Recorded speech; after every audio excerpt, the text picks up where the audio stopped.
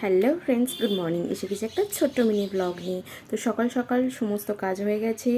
শাশুড়ি মা তারপর শ্বশুরমশাই সব বেরিয়ে গেছে, ওরা যে যার। এবার বরবাবু বেরোবে, আমারও স্নান হয়ে গেছে, এবার পুজো করার পালা। পুজো করব, তারপর বরবাবু বেরোবে। স্নান সবে সেরে এসেছি, তো রেডি হয়ে তারপর পুজোটা করে আসি।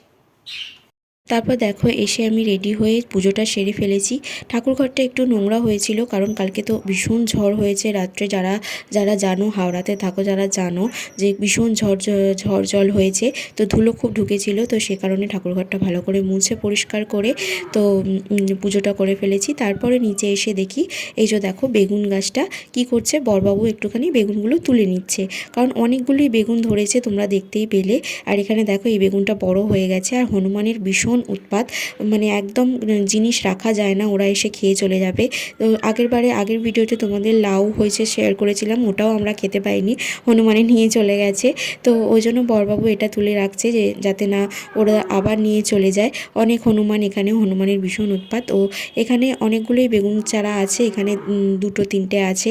ওই সাইডে ওই যে দেখো ওই সাইডে ওইখানেও বেগুন আছে, ওখানে সাদা বেগুন। আর এখানে সেই বরবাবুর লাগানো লেবু গাছ এই টুকটুক করে বাড়ছে এখনো পর্যন্ত। এই আর আমার এখানে শ্বশুরমশাই এই ফুলের গাছ, শ্বশুরমশাইয়ের ফুলের গাছের শখ, তো ফুলের গাছ লাগিয়ে রেখেছে।